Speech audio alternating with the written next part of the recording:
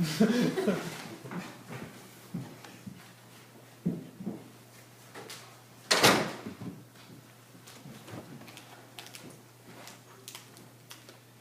want to be 5'5" with brown eyes, big breasts, small waist, and nice thighs, because I can only see myself through your eyes. So I don't eat, but I'm fed with more lies. So I try, and I cry, and I purge, and I vomit. The urge to be honest with no courage to just stop it. I see society's ideals, and I feel I need a shield. Skip another meal so I can keep my appeal, but my skin starts to peel, and I can no longer feel what it means to be real, so I fall on these heels. Because who cares about the frame that holds my diploma, or the train of my thoughts that molds my persona, or the way I've been brought up to be as a grown-up? It's the body's frame, trained by the way of society's boner. Because I have to be 5'10" and in trend, and only feel good about the clothes that I'm in, experience defined by the beds I've climbed in, shattered by the masks that I'm forced to hide in. Of course I lie then, thinking each night I need to lie beside men, drinking each time, my pride inside rising, trying to find me, but I've lost what I've been. Because who would have thought it was me that I fought each time, and at the cost of what I've become, I look in the mirror and I feel numb.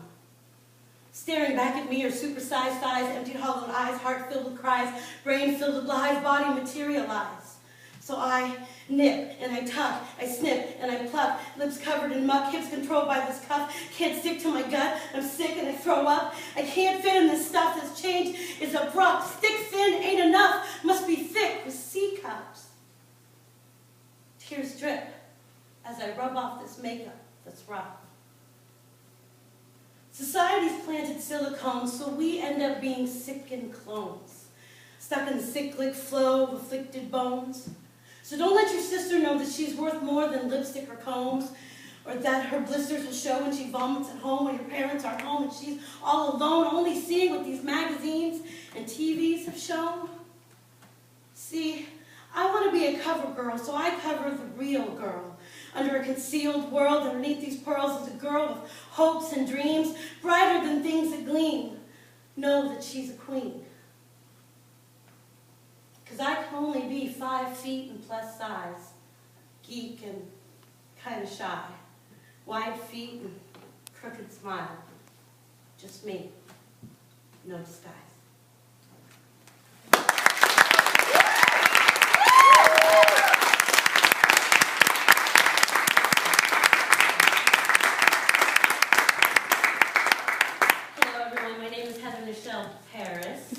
I'm presenting my senior project, the F word, Feminist Action through Playwriting and Performance.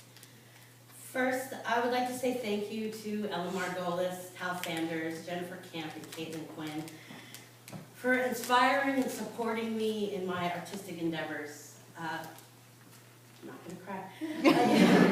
Your faith in me means more than I could ever express. Thank you for seeing me as the person I always wanted. I'm not crying. I'd also like to thank Sam Stein and Kelsey Johnson for helping me with the heavy lifting, transforming my script to the stage. I couldn't have done it without it. For my senior project, I knew I wanted to do something artistic that had a social justice piece to it. The inspiration I have for all my artistic work can be summed up in these words. National Medal of Arts poet Maya Angelou, there is no greater agony than bearing an untold story inside of you. And feminist icon and journalist Gloria Steinem, I want us to organize to tell the personal stories that create empathy, which is the most revolutionary emotion. The power of storytelling as a tool for activism is unlimited, because as we share stories, we open ourselves up to others' experiences and other points of views, helping us as a community come closer to understanding our differences and coming closer as a community.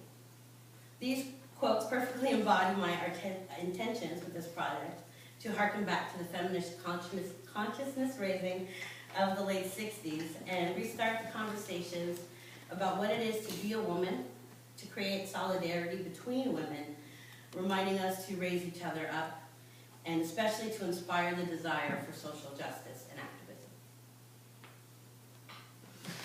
activism. My favorite play is For Colored Girls Who Have Considered Suicide When the Rainbow's Enough by Intosaki Shange. For Colored Girls is a play about a group of women exploring what it means to be black and female through poetry, monologues, music, and dance. What I had hoped to do was to create a piece inspired by For Colored Girls that explored untold women's stories of today, covering female body image, gender roles, and what I like to call our pretty pink boxes. I also wanted to do it in tribute For Colored Girls after trying to save it from the horror of Tyler Perry.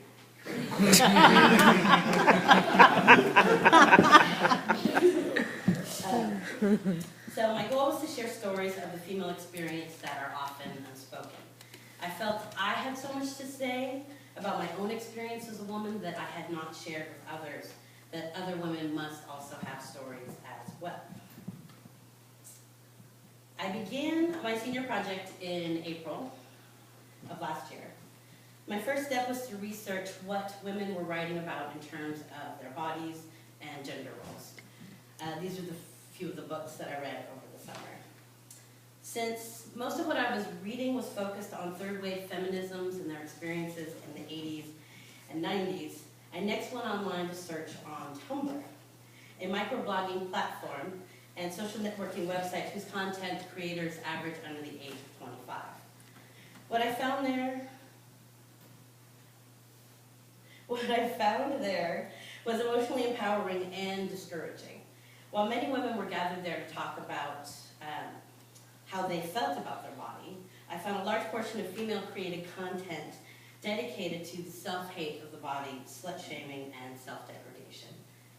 In response, I created the Femme Confessional page and invited women to share their stories and their experiences and thoughts about being female.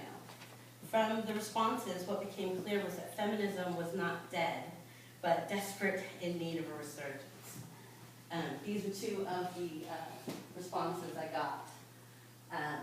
They're very honest, very raw, and a lot of very unhappy women out there in the world. From the beginning of this project, I've been interested in the stereotyped categories that women are placed in by the insults which are used against them. These were the basis for my characters. We have the masculine of center, butch athlete. We have the bitch, type A.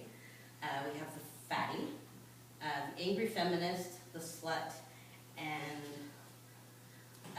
those 5 types summed up for me the outsiders in the female community. To add contrast and conflict, the final character was Tiffany, a perfect packaged beauty queen. But just like all the women, she also had her own unspoken problems.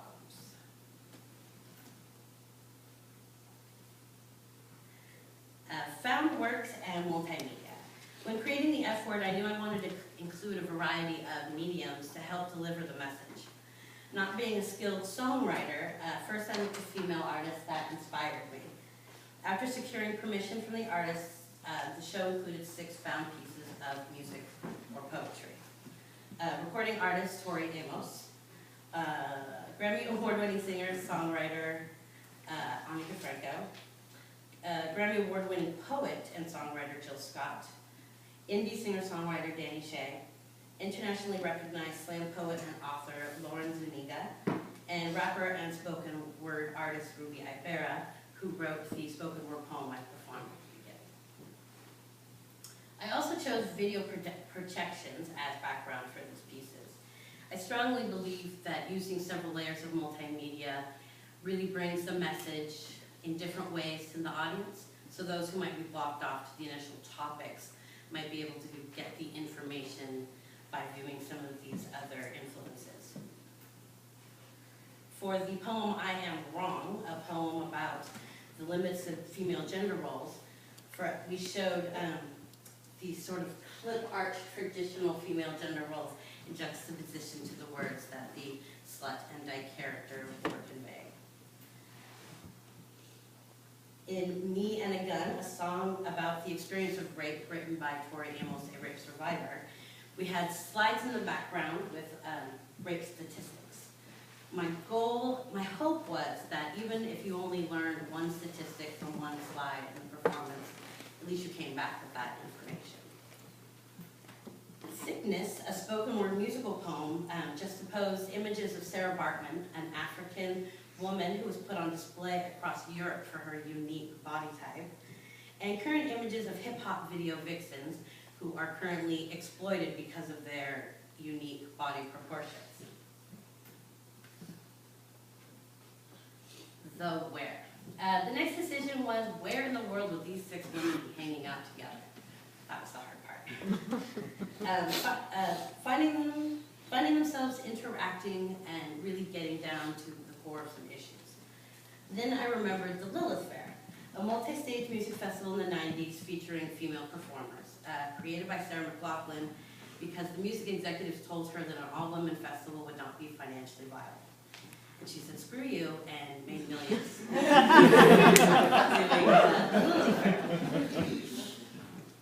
I thought about how stories I wanted to share were outside the mainstream narrative, just as the Lilith Fair fringe artists were placed on a smaller side stage. That idea became the Discover Artist stage at the FemFest, a stage where these women were glorified for their talent, but segregated from the mainstream. Also, to express the hidden voice of the characters, the play featured 3 locations: the performance stage, where they could talk to the audience through their art, backstage, where the characters would interact, and then a blank dream space where the characters could go release their frustrations and freely express their inner thoughts. The plot. The F Word is about 6 very different women who meet at a FemFest, where they're all hired to perform. These women spend the day together as beauty queen Tiffany, who acts as a protagonist and antagonist, confronts all of the characters on why they live outside the norm. They confronted her in return on her packaged submissive way in which she leads her life. As we learn about the struggles and differences of these women, the characters themselves also learn on how their actions affect the women in their lives. The F Word in itself is a conversation about femininity and a vehicle for feminist exploration. Next we have the production. I was blessed to meet Sam Stein last year, and I found that we had really similar artistic visions. We looked up to the same artists. So I asked her if she would give my words wings, and she gratefully accepted. She was very passionate about the project as well. She cast the play in early December. Sam directed the cast through 6 weeks of rehearsal. 6 weeks of rehearsal for an estimated total of about 50 hours of rehearsal. While Sam crafted the performances, I switched gears and focused on producing and choreography. Quick shot of the cast. They were amazing, by the way. I'm going to take this moment to just say how amazing my cast was. They were doing Gavin's show and sports and schoolwork and homework, and they always seemed to make it to rehearsals and kick ass, so couldn't have done it without them.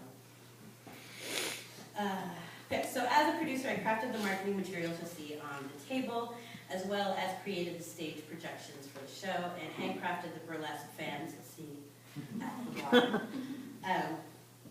Funny thing was, I was actually going to buy them, but they were like $150 each. I was like, forget that. So I went to Michael's and the internet and created those.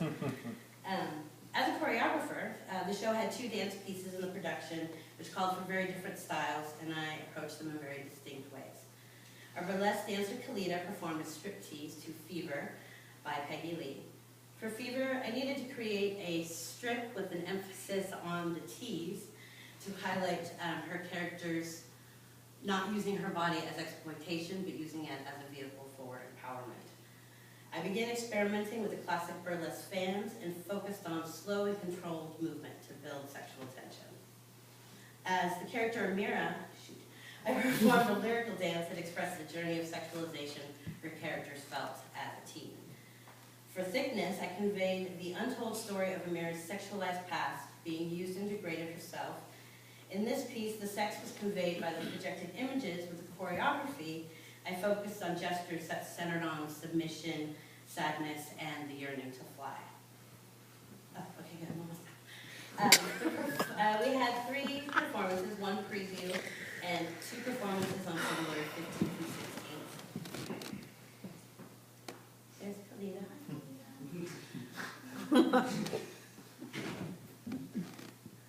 There you go, reflection. Here are some of the responses, and none of them come from my mom. It was my biggest fear that my project would be ineffectively preaching to the choir. However, I'm so very proud of the overwhelming positive responses we've heard from people of all ages, genders, and backgrounds. I'm running out of time, or I would read some of these. Let's see, successes. We had an estimated 220 people attend the show. I also believe you can never miss a chance for philanthropy. So in the play, the Femme Fest was a benefit for RAIN, the Rape, Abuse, and Incest National Network, which was actually started by Tori Amos in response to her own rape. So we used that opportunity to partner with the Center for Gender Equity, who worked collecting donations before and after the performance, raising about $100. Misses. So the fundraising did go well, but I really, next time, maybe want to add a component of reaching the audience during the show, make it participatory, maybe passing around a hat during the show to garner more donations. My other misses was promotion. A lot of my battle in creating the show was my own self-doubt and fear on if it was going to be pedestrian or just awful in general. So I really hesitated to tell people about the show and really promote it to the best of my ability. I think even Gavin asked me once, how's the show going? And I was like, I hate it. He's like, but you wrote it. And I was like, I know. So I really feel like we probably could have had packed houses if I had believed in my own abilities more. The cast was amazing, and I never doubted them. It was more my own work. Next steps. The show ran about an hour. What I would like to do is create an Act 2 and really delve into the relationships between the women. Maybe creating some sort of device that would make them stay there for a full 24 hours and really connect with each other. I would like to produce it in Portland later next year, and I will be submitting the work to playwriting festivals. So that is my presentation. Thank you.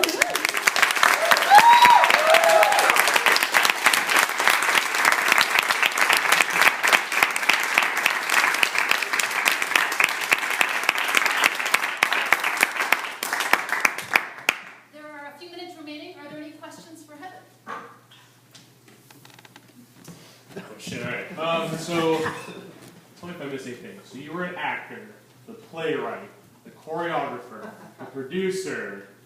Is there anything else I'm missing? Fan designer. Fan designer.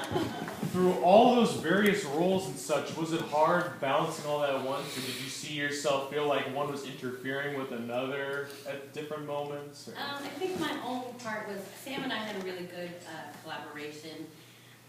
At times I did find it hard to keep my mouth shut during rehearsals because I'm a firm believer the actor acts and the director directs. So occasionally I would have thoughts like, oh wait, maybe it should be like this. And I would take a deep breath and then I'd be like, Sam, can I throw some ideas by you after rehearsal? So she was really open to my ideas, and she had her own vision and did wonderful with it. But I think that was probably my biggest conflict, besides fighting with myself.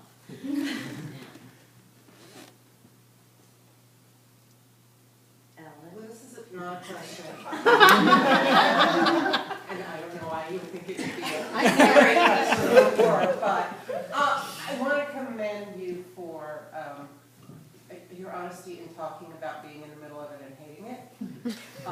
And I mean, it's a great question that Chris asked, because wearing multiple hats, and especially I think wearing the hat of producer and artists in any project they're antithetical, because the producer's job is to fret about details, and the artist's job, fret is the enemy of creativity.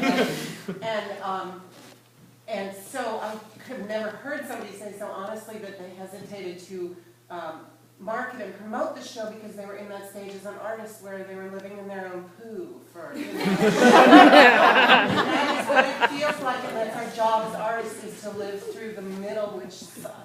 And so I want us all just to thank you for being so honest and sharing that, and for boldly doing it. Thank you. Okay, thank you. Thank you for your time. And for those of you who are interested here, these are I'm going to put the books up again so you can check them out if you like. They're really wonderful books.